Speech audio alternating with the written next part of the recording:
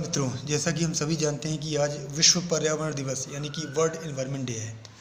पर्यावरण जो कि दो शब्दों से मिलकर बना है, परि प्लस आवरण। परि का अर्थ चारों ओर और आवरण का अर्थ है घेरा। तो जो चीज़ें हमको चारों ओर से घेरे हुए हैं और हम पर हमारे ऊपर प्रत्यक्ष या अप्रत्यक्ष रूप से प्रभाव डालती है, वही हमारा पर्यावरण है। तो इस पर्यावरण दिवस को मनाने की आवश्यकता क्यों पड़ी, इसके लिए हमें ये जानना बहुत ज़रूरी है कि पर्यावरण जो कि जिसका जो संतुलन है वो दिन पर दिन बिगड़ता चला जा रहा है। पृथ्वी का तापमान बढ़ रहा है। तो ऐसी स्थिति क्यों आई है, ये हमें जानना बहुत ज़रूरी है। इसका कारण है मनुष्य जब प्रगति के पथ पर कदम बढ़ा रहा है धीरे धीरे, तो कदम बढ़ाते बढ़ाते ये हुआ है कि उसने पर्यावरण के जो संसाधनों का अत्यधिक दोहन किया है। अत्यधिक दोहन होने की वजह से ये हुआ है कि पर्यावरण में असंतुलन की स्थिति आ गई है, जिसके कारण कहीं बाढ़ हो रही है, कहीं सूखा पड़ रहा है। इसी तरह की अनेक प्राकृतिक घटनाएं जो है देखने को मिल रही हैं। तो इसको देखते हुए संयुक्त राष्ट्र महासभा ने यानी यूनाइटेड नेशंस ने 1972 में विश्व पर्यावरण दिवस बनाने की जो है बात कही, और इस तरीके से इसे 5 जून को प्रतिवर्ष मनाया जाता है। तो इसको मनाने का उद्देश्य ये है कि हम पर्यावरण के प्रति अपने उद्देश्य को समझें, इसको जानें और इसको बनाए रखने का काम करें। अत्यधिक वृक्ष लगाएं, प्रदूषण पर नियंत्रण रखने की कोशिश करें। तो इस तरीके से हम पर्यावरण के प्रति सजग रहकर आने वाली पीढ़ी को भी एक अच्छा भविष्य दे सकेंगे। तो पर्यावरण दिवस मनाने का यही उद्देश्य है कि हम अपने पर्यावरण को बचाए रखें। पर्यावरण के प्रति जागरूकता बताने के लिए मैंने एक छोटी सी कविता की रचना की थी। तो मैं चाहूँगा कि इस कविता को आप बहुत ध्यान से सुने और पर्यावरण के प्रति अपने कर्तव्य को निभाएं। तो इस कविता का जो शीर्षक है वो है धरती की व्यथा। तो मैं इनकी पंक्तियाँ जो है कुछ आपके सामने रखने जा रहा हूँ, कृपया ध्यान से सुनिए। तो पंक्तियाँ कुछ इस प्रकार हैं। तप्त किरणों ने जब धरती पर किया वज्र सा प्रहार। तप्त किरणों ने जब धरती पर किया वज्र सा प्रहार, व्याकुल धरती कराह उठी और करने लगी पुकार। तप्त किरणों ने जब धरती पर किया वज्र सा प्रहार, व्याकुल धरती कराह उठी और करने लगी पुकार। भेद रही ये किरणें क्यों मेरा तन मन और हृदय। भेद रही ये किरणें क्यों मेरा तन मन और हृदय। पोषण करती हूँ मैं सबका फिर क्यों मुझको लगता भय। भेद रही ये किरणें क्यों मेरा तन मन और हृदय। पोषण करती हूँ मैं सबका फिर क्यों मुझको लगता भय। भूल गया है क्या मानव मुझको समझकर एक सुंदर अतीत।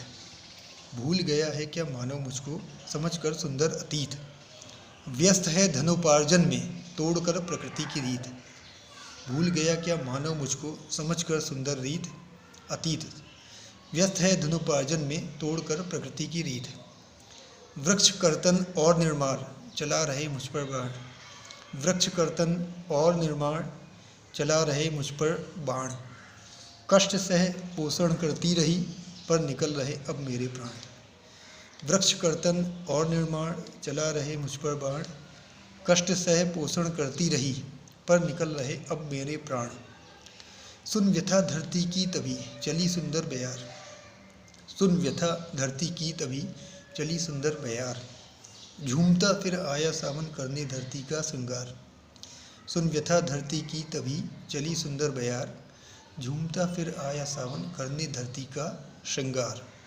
रिमझिम रिमझिम बूंदों ने धरती को ऐसे शीतल किया। रिमझिम रिमझिम बूंदों ने धरती को ऐसे शीतल किया, मानो हरे हरे घाव पर प्रेम से जैसे किसी ने मरहम किया।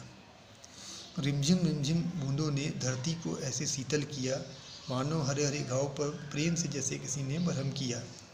झूमता बरसता रहा मन भावन सावन। झूमता बरसता रहा मन भावन सावन।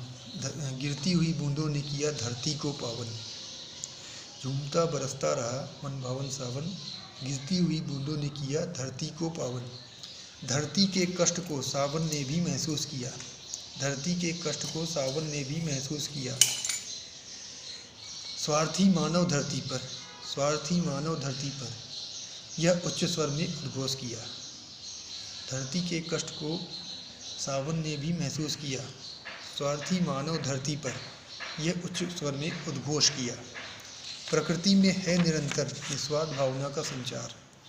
प्रकृति में है निरंतर निस्वार्थ भावना का संचार। यह मानव ही है जिसके अंदर स्वार्थ है जीने का आधार।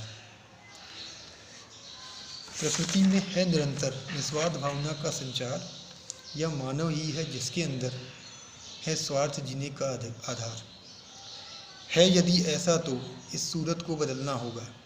है यदि ऐसा तो इस सूरत को बदलना होगा। कष्ट धरती को ना हो ऐसा तो कुछ करना होगा। है यदि ऐसा तो इस सूरत को बदलना होगा। कष्ट धरती को ना हो ऐसा तो कुछ करना होगा। स्वार्थ सिद्धि छोड़कर निस्वार्थी बनना होगा। परोपकारी माता धरती के आदर्शों पर चलना होगा। स्वार्थ सिद्धि छोड़कर निस्वार्थी बनना होगा। परोपकारी माता धरती के आदर्शों पर चलना होगा। तो इस तरीके से मैंने ये जो कविता की कुछ लाइनें बताई हैं, इसमें अंत में मैंने आप लोगों से अनुरोध भी किया है सभी से कि हमें परोपकारी और निस्वार्थी बनकर जो है पर्यावरण की सेवा करनी चाहिए, धरती माँ की सेवा करनी चाहिए। तो आप सभी लोगों को विश्व पर्यावरण दिवस की बहुत बहुत शुभकामनाएं। नमस्कार, धन्यवाद।